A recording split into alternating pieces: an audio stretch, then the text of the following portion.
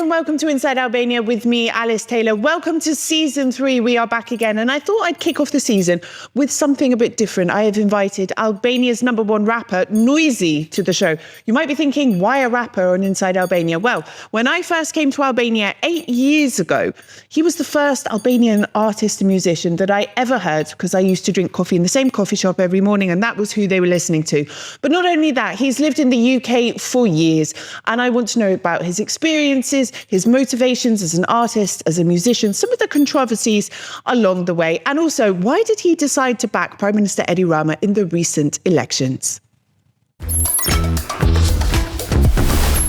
So when I came to Albania 8 years ago, you were actually the first Albanian musician that I heard, because I used to go have coffee in this little coffee shop in Student City, and they were playing your music all the time, and I was sort of shazamming, like, what is this? Because I heard like bits of English mixed in. I didn't know a word of Albanian, and I was like, oh, and then that's how I heard about you. So I've been asking you for months, and I'm glad we finally got the interview to happen. I was like, I'm going to be annoying him, but I'm going to keep persisting. So thank you for finally accepting the invitation. Thank you for inviting me. I've actually heard amazing words about you. Oh, thanks. Before coming here, I done my little research, and they told me she's amazing. So I tried to not give as much interviews as I used to before. Mm-hmm. My teacher used to tell me, "You're smart when you don't speak." I'm not sure that was a compliment. I know, right? Because I was a loud kid when I was back in school. I mean, I've always had this energy, maybe more than I should sometimes. Mm-hmm. Yeah, That's how I got my name. I had the problem at school as well. Talking too much. Actually, to tell you the truth, my English teacher used to tell me that, listen, the naughty ones will be remembered. The quiet ones they'll just vanish away, because I've always been quiet. Yeah. And But it's true. And now if you look back, my teachers would say, you talk too much, you move too much, you never sit still, blah, blah, blah. But then that's what's made me successful in what I do. And it's the same for you as well. Yeah, exactly. I might not be a doctor, but I'm doing what I always wanted to do. That's the success of life, when you just do something that you always love doing, and it doesn't feel like work. And that way you can do it for a long time without getting bored or getting fed up with it. Yeah, it's true. We're lucky in that respect. Okay, I want to start at the beginning. You left Albania in '97, I believe, in the middle of the Civil War. All the troubles and things that happened. And I'm wondering, I'm really interested. I've read a lot of books about this time, but I'm interested. You would have been 10, 11 at that time. What do you remember? Do you remember the horrors that were happening?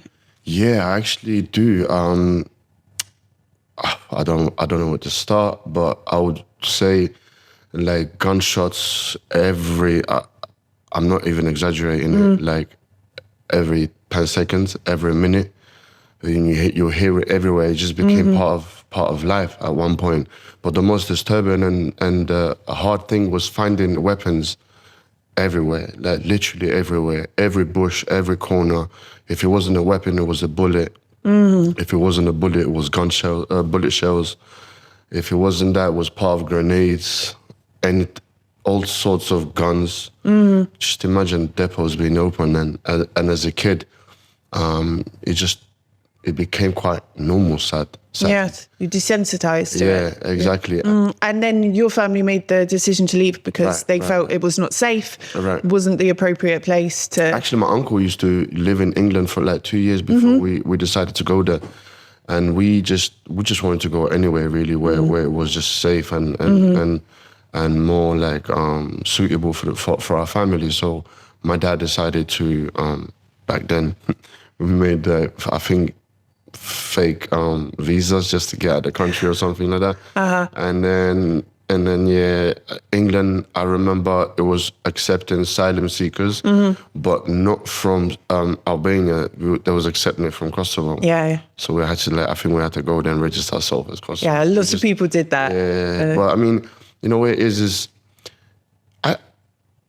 on my opinion, I think civil wars are more horrible than actually wars country to country, because you have it's neighbor to neighbor. Yeah, and then And then they end up killing each other. And and we just, my father, because obviously I was too young to decide anything, we decided to go to England in 97. What was it like when you left? I mean, did you feel sad to be leaving, or was it like a relief to be leaving, a fear of the unknown? Do you know, the first moment I felt warm during the wartime is when I saw a tank enter our village. And that made me feel so safe as a kid. I'll never forget that I don't really have a lot of memories since then, but that thing is one thing I'll never forget. The warmness that made me feel like, okay, the country is getting back to its feet. We kind of feel safe. And then obviously as a kid, it was hard to leave. You know how friendships in Albania I wouldn't say just Albania, probably all around the world. When you have friends at a young age, there is no interest, and it's pure love and pure friendship. And leaving, I didn't know how it is to leave.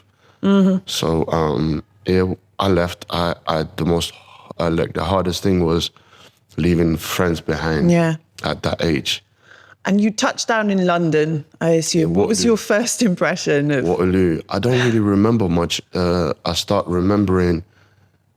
I didn't have any sorts of feelings. I was just out and cold, you know, coming from a village, a poor country, going to.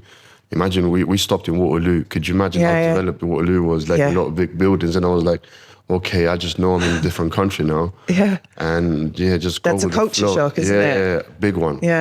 And then obviously I stayed with family. I didn't go to school for like a year and a half or two. A year and a half, sorry, because because I went there January, 1st of January, I actually went there. So the school had already started, so I had to wait for summer to end, and then next summer, end of summer, I'll register myself. Obviously the council send us to a place where all immigrants get sent. It's not like they're going to send us in Rolling Hill. The equivalent Chelsea or something. Exactly. Like, so they will send you where everyone is, like all the cultures are, you name it, everyone. I was in Greenwich Borough, and I was in Southeast Woolwich. So not especially at that time, not the safest area. Exactly. You know, Absolutely not. It was. You went from one war zone to sort of another. Literally another one, and then obviously had to. There wasn't many Albanians. No. Back in England back then. No. Did you speak English? No, at all. No, I mean I used to learn, but it was nothing. Especially the dialect and stuff. I went with my husband's Albanian. He's from Dores. We went to London last year, and we walked past this taxi rank, and he could hear the taxi drivers talking, and he was like, "What country are they from?" I was like, "They're Cockneys," you know. Like he was like, "That's not English." I was like, "Yes, it is," you know. That's proper English. So obviously, learning from books in Albania was not helping at all. The only time I started to pick up is in school, because back home we would speak Albanian, so it wasn't really helping me. And then, that was the story, the small story. Yeah, but I'm curious, we talk about the culture shock, what were the biggest adjustments you sort of made in those years, language aside, you know? I mean, you're saying you were with lots of other immigrants as well, so maybe it was not as harsh a culture shock in a way. At the beginning, I wasn't. I was the second Albanian in my school. There was no other Albanians. Remember, I went in 97, so people had just starting to leave Albania, but not many in England. And even if there was, I didn't see much. And only place I would see Albanians is where we would go and get social help at the social services. So that's where I would see kids and stuff like that. But did you find it easy to integrate as a kid in that school system? In school, it was a bit hard, to tell the truth. I don't want to. I mean, I have some sad stories, but I guess even the other kids didn't know any better. Yeah, kids are mean. Yeah. Especially they'll just say it without thinking. I remember one thing that I'll never forget. I was in a lunch break in England, and I actually was like, okay, I'm going to go to the quiet-looking kids. those England. So I was like, and mind you, it was the first time I see different cultures, different colors. Like, 'cause it is what it is. Yeah. I've grown in a country. I've grown in a country where we didn't see other cultures apart from Albanian. Maximum we would see Italians. I took my daughter to the UK for the first time 2 weeks ago, and she said very loudly on a train, "Mummy, why is that man's skin black?" And I was like, "Oh no," because she hasn't, but never in real life, Right. And I was like, because we come in all different colours. Yeah. But she also said, "Mummy, why is there so many drunk people walking around?" I was like, "Welcome to the UK." Yeah. Sorry, carry on. And then I got my tray, my food, and I was like, okay, I'm gonna go to the quiet kids, like to a bit more like quiet looking. You can tell when louder kids and more quiet kids, and the ones that just mind the sensible ones. I was ones. like, let me just go and sit there. So I sat down. Mind you, that was for my class as well. And it's like, oh, what are you doing here? This is a year after I was in England. I was like, I'm gonna eat some food. I'm gonna eat my food. I was, go and sit somewhere else. We don't like refugees, like go back to your country. And that made me like, I literally start crying on tears. I walked away and start crying, and I was literally swallowing my own spit and tears. And I was like, wow. I was like, welcome to going from one civil war to another type of war where you have to put up with a lot of things that as a kid, I never had this kind of problems back home. Yeah. But I'm sorry on behalf of my fellow countrymen. It's horrible. It's fine. I mean, they're kids that they don't know any better, and they haven't really maybe faced hardship. It comes from ignorance. I mean, even in Albania, I've had, because we have this thing called when you're from North, when you're originally from North. they like to bully you here. Yeah. But not now. Now being from North is a cool thing. Yeah. So is that like you started fighting, like street fighting and boxing? Is that like, I'm not trying to sound like a therapist or something, but what was it in you that then moved into that? Was it linked? To tell the truth, as a kid back in Albania now, I've always been the kid that would train a lot. Of all my friends, I was the leader. Of all my friends, I used to train crazy because, I don't know, people are just born like that with a lot of energy. So I know I would have definitely been a sport. Even to this day, I train. So since I was 7 years old, I remember I used to train every single night at home with the big lads. And every day, I'm talking about every single day. So I was always that kid with a lot of energy, the strongest in the class. I used to look at the movies, Bruce Lee and Van Damme and all of that, and that just what I used to find myself. It clicked with you. Exactly. So I knew it, and I know now, when I think about it, that people are just born that way and they will never change. So I'm the kid that loves training. I used to do the splits, and I used to do hundreds of press-ups as a kid. I used to do the sit-ups. I used to literally climbing trees and jumping from buildings. I was a crazy little kid. So now going to England on a different estate, zone. Apart from that, I wouldn't speak out. Remember, I was the shy kid. I wouldn't speak unless I would say it properly. I wouldn't be friends with other people because I was embarrassed. I was shy. I always used to feel like I'm not enough to be a part of the community. And these kids are like a next level. I'm from a very poor, these things follow up with you knowing where you come from and where you are. And I'm like, at age of 12 or 13, one of my friends in school, Albanian, Edi, his name is Edi, is still one of my best friends now, and he actually now has a boxing club in Albania. Oh, cool. One of the most successful ones is OTR Boxing Promotion. So we turn everything, all our energies we put into positive things now, like all sorts. So it's like, I see you like you're, because when it came to PE, I was the fastest kid. I was the best in all English, in all London schools. I became number one javelin. I was like number one at all the classes around school, around England, sorry. In my year, of course. And I was the best swimmer and I was the fastest. So people knew when it came to PE, I was like the best out of the best from all the kids. So I was like, really, you go there? Like, there's a boxing club. I never heard of boxing clubs before. So I went there. That was like one of the best days of my life. You found your niche, your people, your place. Yeah. Where I went to my boxing club, St. Peter's in Woolwich, and I never stopped going there. And then how I ended up to the street fight was a whole like unnecessary, and it was like almost I would say an accident, because a friend of mine was like, yo, there was like this, I didn't even know it was illegal. I didn't even know it was no gloves. Mm-hmm. I was literally end of 15, I was 16 years old, and I was fighting with men. But I was gifted. In boxing, I was gifted. I was a real talent. I've never lost a fight. And then because I put up a great performance on my first fight, it became viral. It became so viral that it went to the Boxing Federation, and they actually banned my boxing license. So I was never able to box professionally because of my friend. And I was about to fight them few months. Yeah. So there was like, that was it. Yeah, that was it. That caught me. But then I was my teacher's favorite in my boxing class. So it was like, he got so angry, so upset, and so sad. It was like, why did you do it when you had a great future? I was like, I don't know, I just got dragged into it.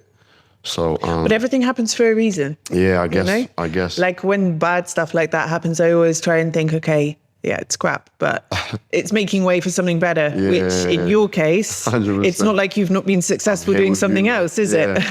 And then, and then I ended up still going to my boxing, gym, to my boxing club, but I was just training there. I was training there, and then I was doing the street fight. But I done street fight from 16 to 18. So where did the music come in? Music was always a side dish in England, because that's the only thing that comes for free. Like, especially living in the blocks where I used to live. Yeah, it's a big part of the life there. So it's the only thing. You play music and you play beats, and it just everyone's rapping there. It comes for free. Other than that, football is not free. Boxing, it was only £1. Yeah. Yeah, but and then when my teacher saw that I'm gifted in boxing, I never used to pay anything. It was just like, just come, because they knew I would be somebody at the end of the day, and all that money that I didn't obviously pay, it would come back to him at one point. So they believed in me. But yeah, music was always like a side dish. Plus in school, my school was all schoolboys, Eaglesfield School. So music was just like every lunch, every break, there was kids doing freestyles and rapping. And yeah, and then... Did you ever think it would be a career, though? 100% no. Yeah. No, but knowing now, when my teacher on 14 years old used to be like, so every day, bless him, he'll be like, Rigels, have you thought of what you want to do? I was like, no. And then he kept asking me every 2-3 days, you need to know what you want to do. You have to find out what you want to do in life. You need to because they keep asking you during that age. So to put you on that track, look, school, England has the best schools on the planet. The way they structure you, the way they build you up, I reckon part of a big reason why I'm who I am today is because of I was able to be educated in England for that long. I was in England. Yeah. It really does. You know, it has amazing school system, and I'm glad I was able to go to England, because I think one of the main reasons why I am today is because of England, 100%, and I will never deny that. And what was I saying? Sorry? Music. So yeah, how? So the teacher now will be like, every day, every 2-3 days, have you thought of it? I'm like, no, I can't click on.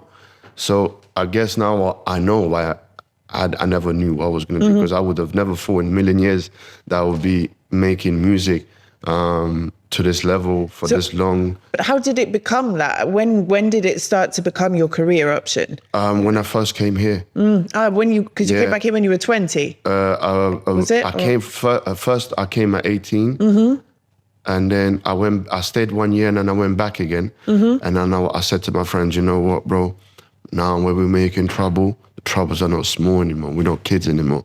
So the troubles are becoming really big, and I'm not looking to serve, because I was surrounded by gang members. Yeah. You know, I was also part of it And then when you make trouble at 20 years old, there's not more go to the police station, come out, even for the smallest things, even for GBH, even for fights, even for auto theft, even for shoplifting. Like you're facing, and I was like, I'm not built for this.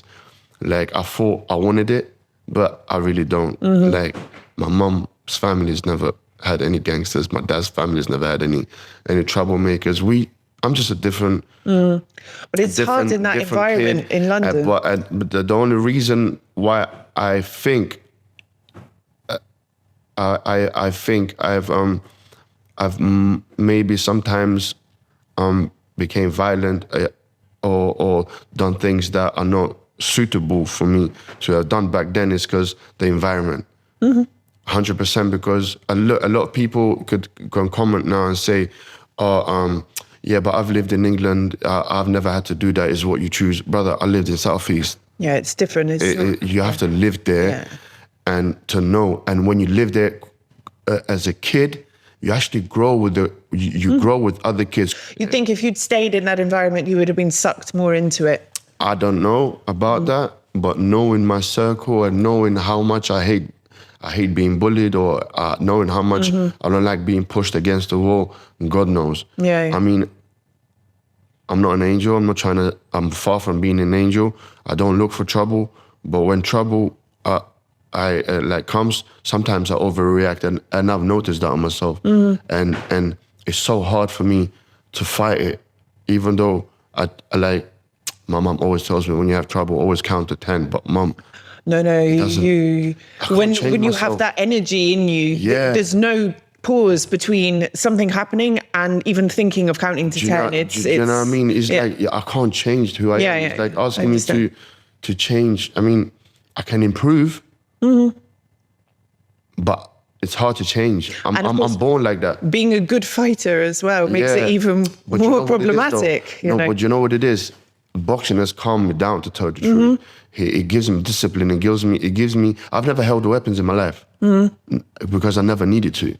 I have never ever been a fan of weapons because I've never needed to. It gave me self-confidence. I knew, and I know what I can do if fights break out because I know what I'm capable of doing, like protecting myself and dealing with things in certain situations, which I think will get me out of without being injured or hurt. And that's why I encourage young kids to actually go and do sports.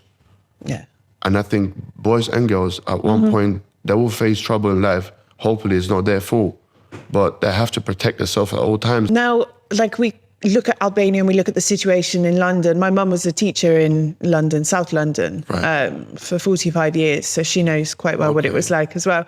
But like here in Albania, I mean, we're lucky. It's safe. We don't yet have those sort of problems like they do in central London and some of the big cities. The youth are not running around. They don't have metal detectors in schools and things like that.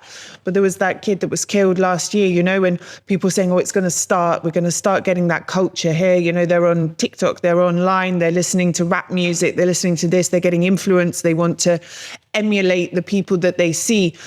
And I was thinking about it, you know, in America, every time, you know, they shoot up a school or something, they say, oh, it's the rapper's fault, you know. But like, do you think it's the role of a rapper to be a role model? Like, you're an artist, you're doing your music, you're talking about it's art. That thing of being a role model is something that's kind of forced on you. You know what it is? You know? I swear to God, I was thinking about it the other day. Do you know what I've noticed something wrong in Albania media as well? They make every criminal, they make it a VIP. They pump his name up.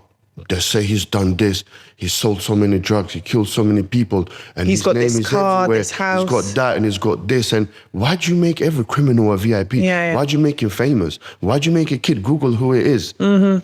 Like literally in Albania, I've noticed that I've seen some journalists that go on TV. There's about 2-3 of them. They're very famous. I don't really know the names. There's a boy, a woman, and a man. I can guess one of them, I think. Yeah, and bro, they mention every single criminal, how they done it, how they wait, how they plan it, and they keep, between these sentences, they keep mentioning their names. And every media, every TV, every newspaper, they just keep mentioning every single criminal's name. And not one time, but they caught him in Dubai. They caught him in Italy. And then they brought him here. And then, they're sending him this much. He sold so much drugs. He's done so many of this. And these things are all online all the time. Especially at this moment of life where you don't need to go on TV anymore. Your TV is right here now. Yeah. You know what I mean? So that's what I think the biggest problem is, not music. 100% not music. It cannot be, because people just look at sometimes say, Noizy, but you've done a song talking about drugs. Yes, I've done songs about talking about drugs, and I've done songs about fighting, and I've done songs about when I was poor, and I've done songs about don't do this. I do things what I see. Yeah. Like, I talk about things that surround me. Yes. It doesn't mean I've sold You're drugs. not saying go out and do it. 100% no. Yeah. I'm talking about things that I see around me all the time. I've tried to do songs that motivate people. They don't work. Yeah. I swear to God, they don't work. I've done not one. I've done like over 20, over 30. These songs are the most played songs. And the moment you start talking about trying to be a little bit more myself, they're the ones that work. Yeah. Because I can't really go into it, because listen, I get fed. My food comes from performing and streaming. So if they're low, I'm not working. Yeah. So I cannot actually exactly go to a club and start performing about a song that talks about my mum, or a song that tells you, I don't know, story about a cat. Yeah, like we but try to be this. It's like I said as well, like you are an artist, you're singing about your life, your experiences, your interpretation of the world. Like, you didn't sign up to be a godly role model. I have never in my life heard someone say, yo, I heard Noizy, or I heard Tupac, and I went and killed somebody. Yeah, exactly. I have never heard of that. No. Trust me, education comes first of all from family and yeah, friends. this is it as well. But it's right about the media as well. Any other talks how musicians are now the bad role models. No, musicians are not the bad role models. Why is there kids right behind the cameras here waiting for me to take pictures? Is it because I'm a bad role model? Yeah. 100% no. There's like a 99 things good about me, and there's one, let's say, bad. And you want to pick on that? Yeah. No, you're an idiot. Sorry for saying that, but if you're just hating because you can't be where I am, and you just want to choose the easy way and just blame me on the artist, I'm sorry, but you're absolutely wrong. Yeah. I think in want Albania especially, what's wrong is this media should stop making criminals famous and stop talking about their past life. Why do you need to all the details, the gory details? Why do you need to put everything on? He's arrested. Let the judge do that. Let him go to prison or whatever. Why do you have to make him famous and what he's done and all the details and how many kilograms? Like step by step, how to do it. You know. And then the kids are like, hold on, because the problem is they tell you how much.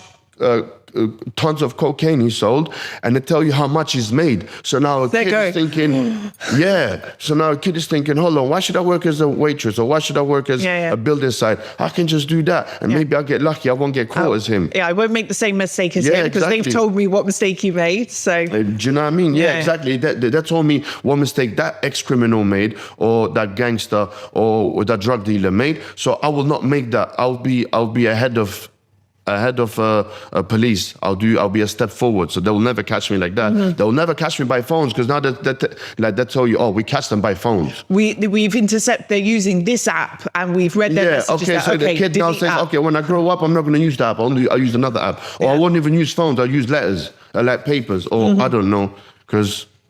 So that's the biggest problem, and I'm talking about my country. Yeah, because listen, I'm sure even around Europe and around the world things happen, but I don't see the media in England posting about every single detail. No, they don't. They don't because why? And I actually, in my career, I've been a journalist for 15 years. I refuse to write about crime like this. Like stabbing, murdering, blah, blah, blah. I have no interest. It's too negative. I'm not interested. It's not like... Have you noticed, though, even the media, like even the media on Instagram, bro, they post, especially there's this website, I don't want to mention them. Please don't. On Instagram, they post about, like, if they see a dead cat in your neighborhood or a mouse, and they'll be like, you wouldn't believe what's in yours. It's the government's fault. I'm thinking, bro, just grow up, man.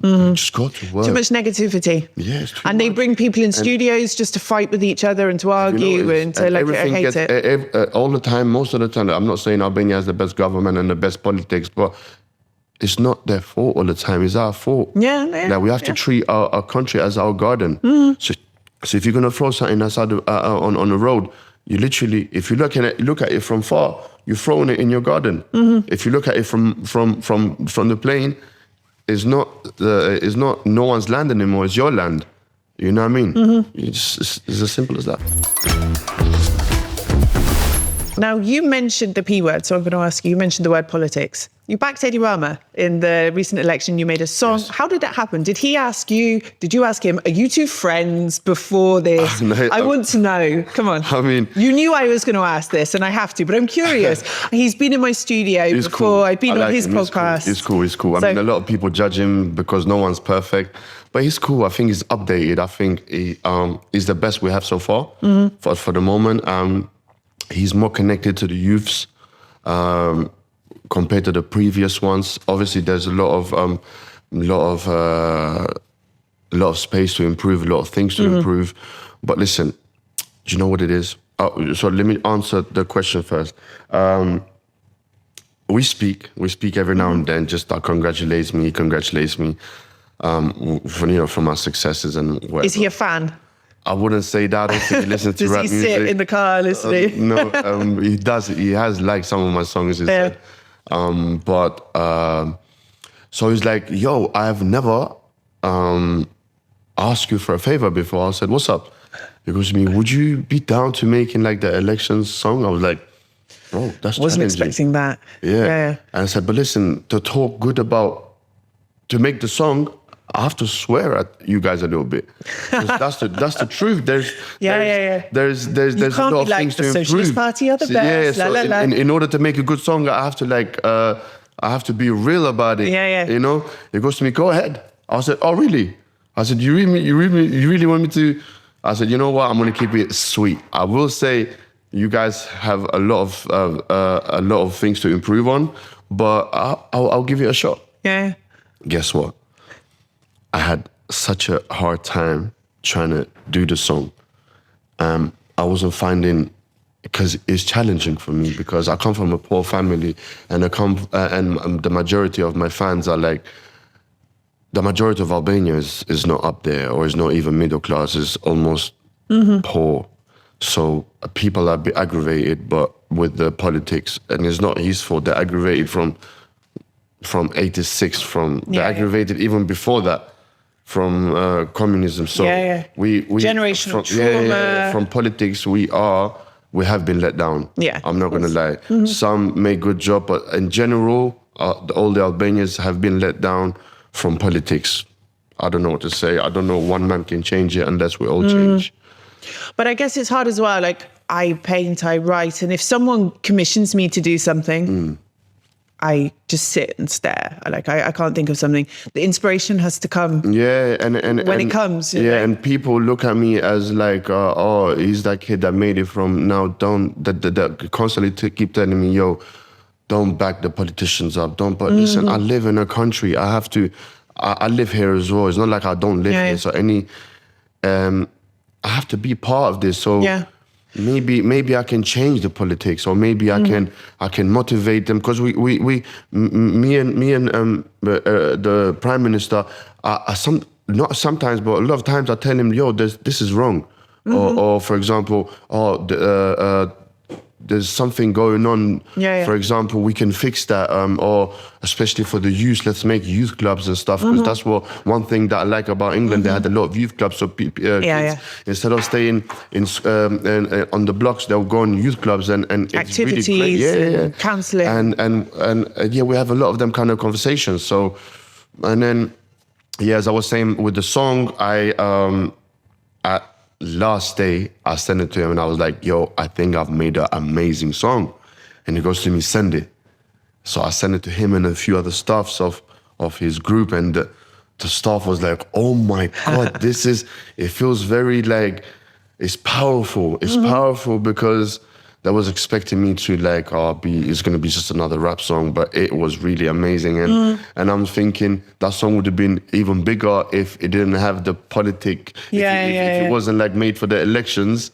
If it was just another Noizy song, it would have been much bigger. But did you ever worry, you know, before, because backing a politician in a country like Albania, where you're either one or the other, you know, did you ever think, oh God, I'm gonna like upset half of my fan base? Or, you know, they criticized, the media ripped you to shreds over it. They said, oh, you did it for favors, you benefited, blah blah blah.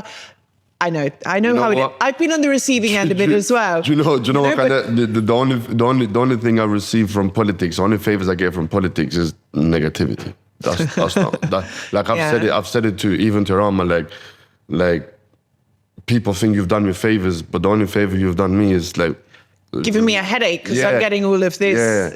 But 100% I thought of it. But at the end of the day, it's my interest as well. Just like you have interest, just like my fan has interest for maybe for another party, I have interest for this because I find it more. Because I've lived during the other ones and I've lived in Albania. Because remember, I came into 2009 in Albania.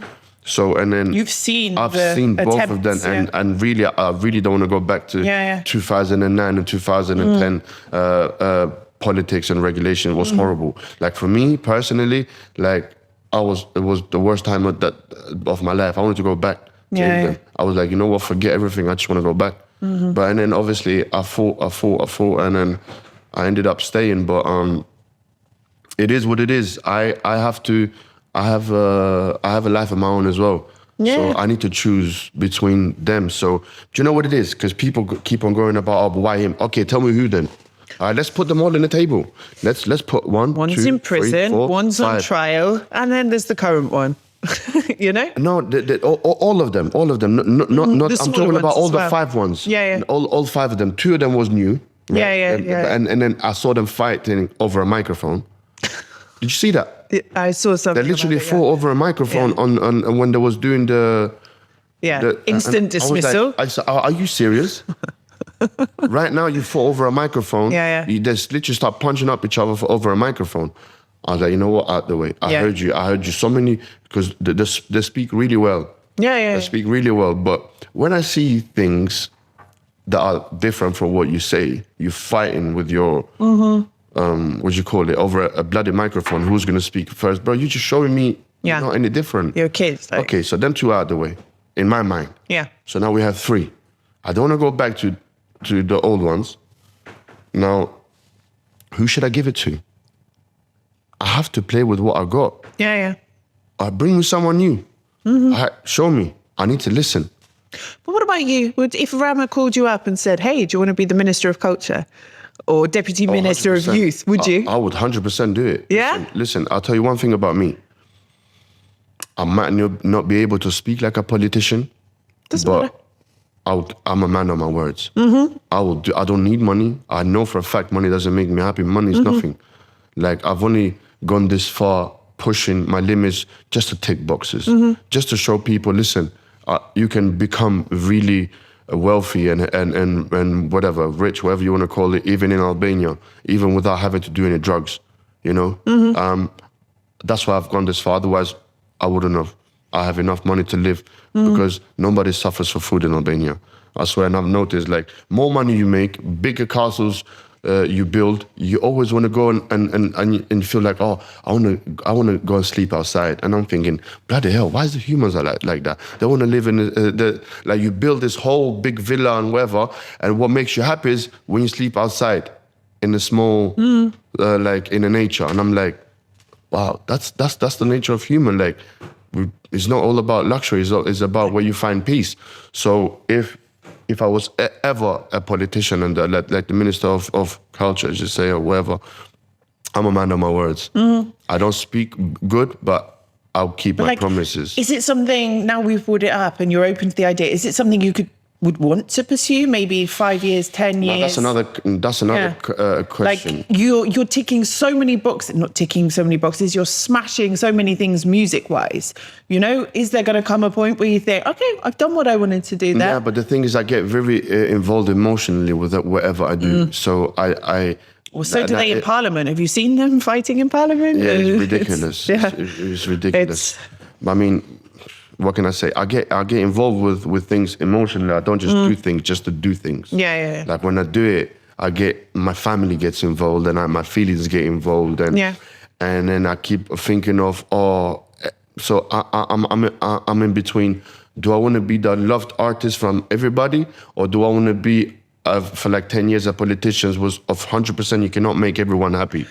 No, like you can do 1 million good things. The smallest things you do bad, they'll kill you for that. Yeah. You know what I mean? So I'm in between. Like, do I want to be the loved artist and be remembered as the kid who made music and came from nothing to something, or do I want to be that kid and then after he done another 10 years or I don't know 15 years politics, and even if I smash it, even if I've become I don't know the biggest, you cannot make everyone happy. There will always be space for people to say things about you. So I'm in between that. But if I ever do it, I will be the best politician ever.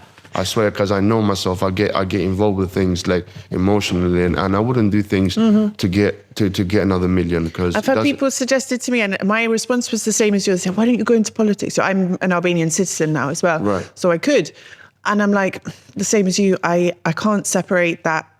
I can't detach myself emotionally from my work and what I do and what I think and what I feel. And okay, I have to deal with the criticism as well, but it's a whole different scale when you're a politician, you know? And it's and it's a big responsibility, because like a lot of people can just blame Rama for whatever the weather. They're doing corruption, but listen, he asked me this question. I was like, because I said to him, what fans say to me, I say to him, I was like, why don't you? Because I was like, why don't you do this? Or why'd you let them do that? He goes to me, listen, how many workers do you have? I said, I have 200 workers. He goes, okay then.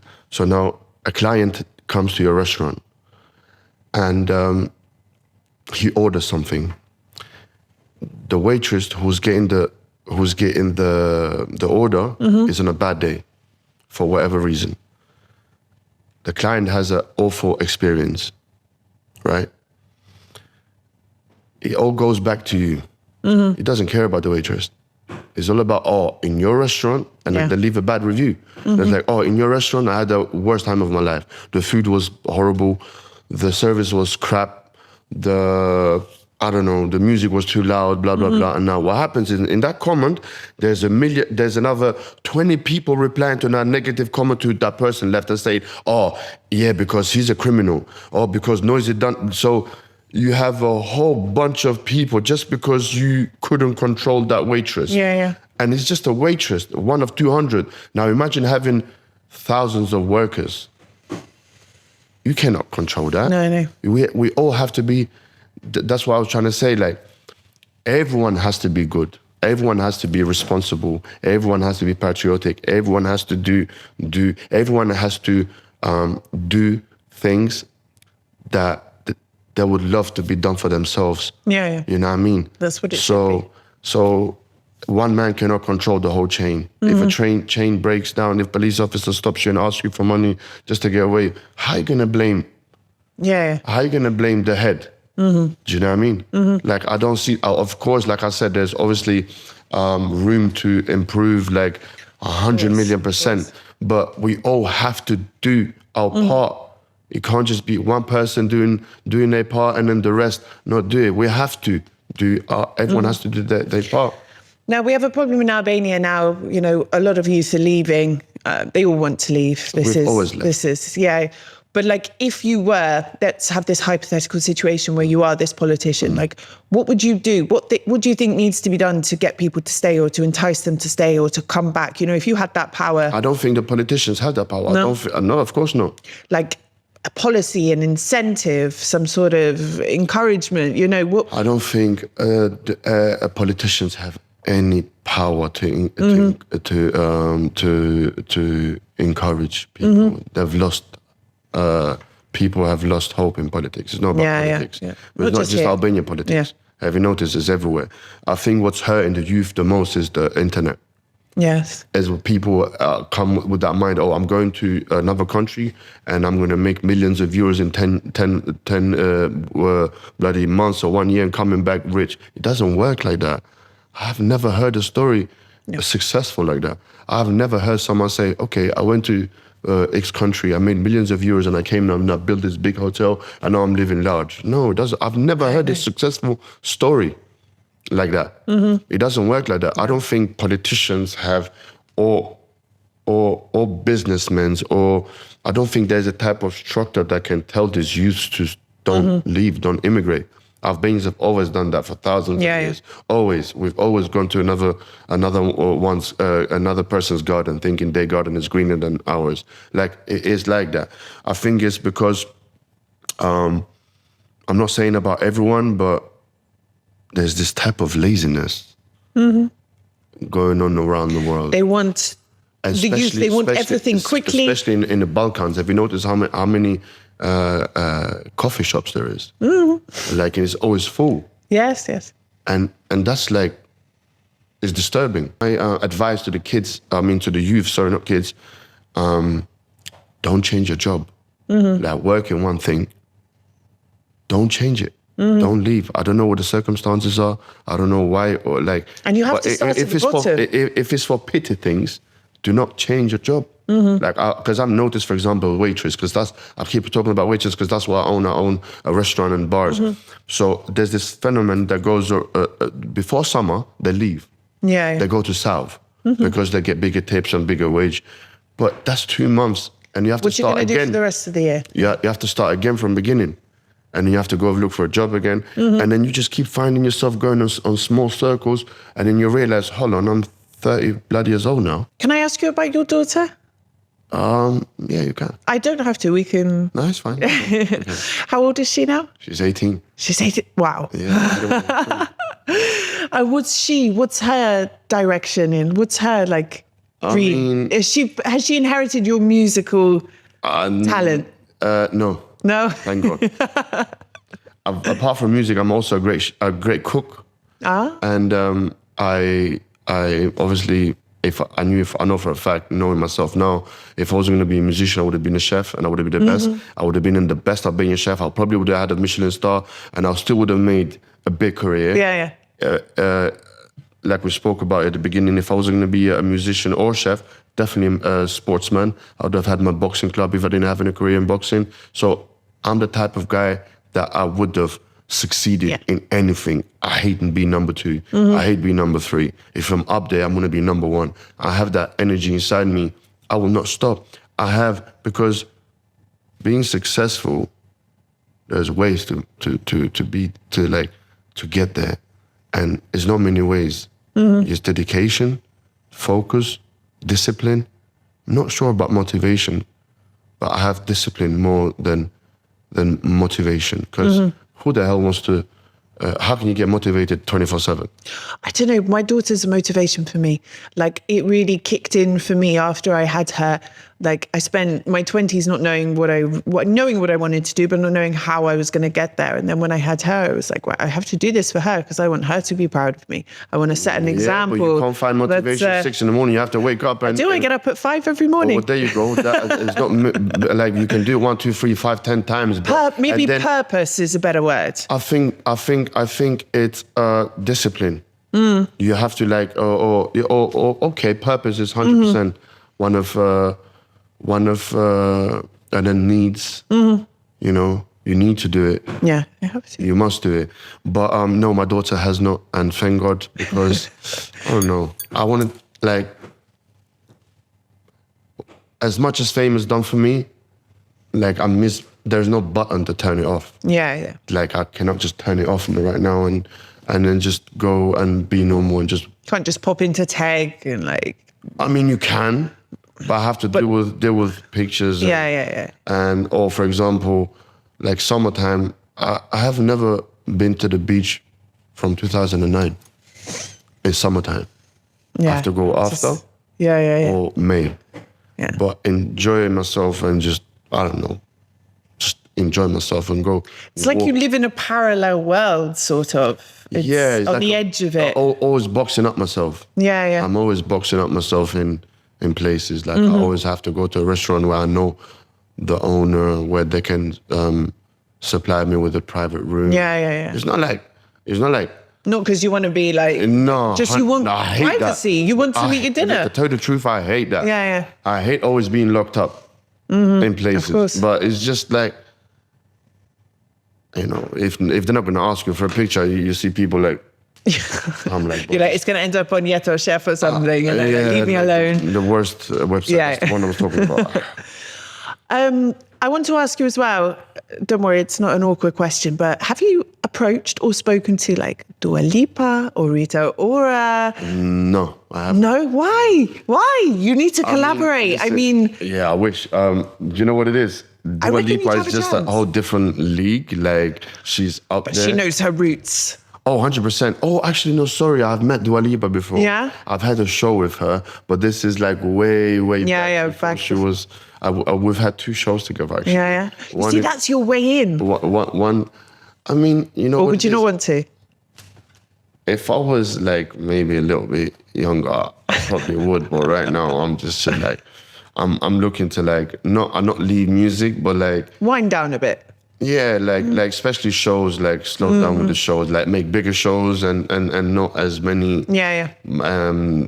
these small club shows. And I'm 38 years old, so I'm trying to like slow down a little bit. We're the same age. We get a bit tireder now. You know, we want to go to bed a bit earlier. It's not even about that, but it's just that I've been constant for so long. I've been doing it from 2009, and I've like. To myself, I proved myself a long time ago. It's just maybe give the young guys a little bit.